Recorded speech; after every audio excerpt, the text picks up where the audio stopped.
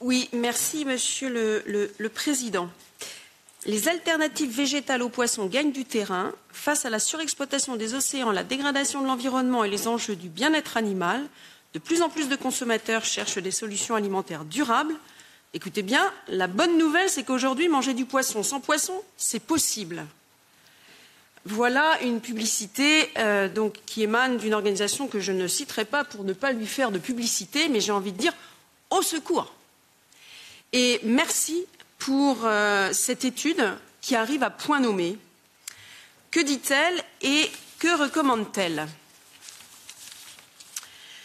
L'analyse que vous venez de nous présenter, et vraiment je vous en remercie, analyse les principales alternatives végétales aux produits de la mer qui sont proposées sur le marché.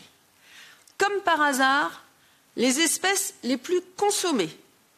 Les principaux produits d'origine animale qui sont imités sont le thon, le poisson à chair blanche, le saumon, la crevette et le crabe. Ces types d'imitations représentent environ 78% des 228 produits répertoriés dans votre base de données.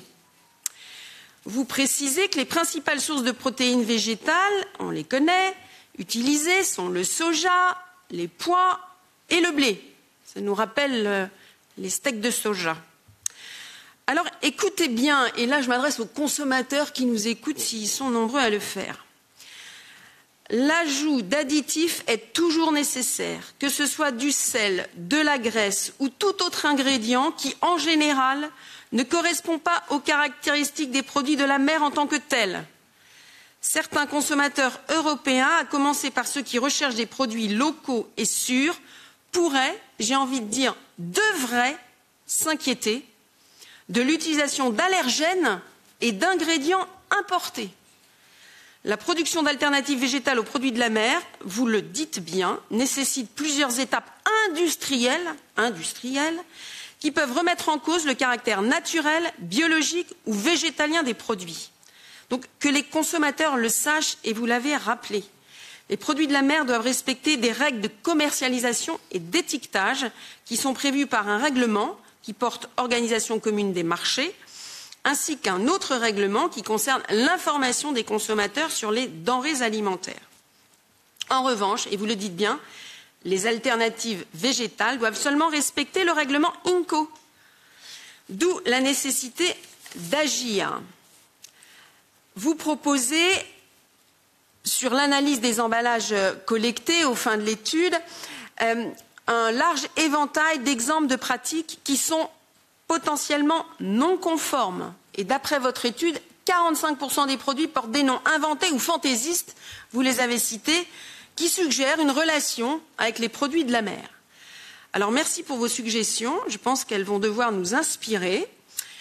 Vous proposez donc d'interdire l'utilisation de dénomination commerciale d'espèces aquatiques pour un produit ne contenant pas de produits de la mer. Cela permettrait clairement d'empêcher des pratiques trompeuses, c'est bien le minimum. Par ailleurs, afin de ne pas induire les consommateurs en erreur et de maintenir des conditions de concurrence équitables avec les véritables produits de la mer, l'origine des ingrédients et le degré de transformation devraient être systématiquement indiqués sur l'emballage. C'est en effet indispensable.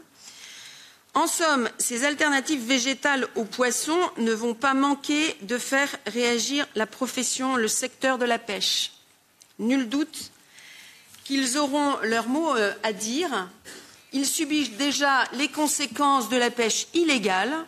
Ils vont maintenant être en concurrence avec du poisson qui n'est pas du poisson. Mais il paraît que c'est possible. Je vous remercie.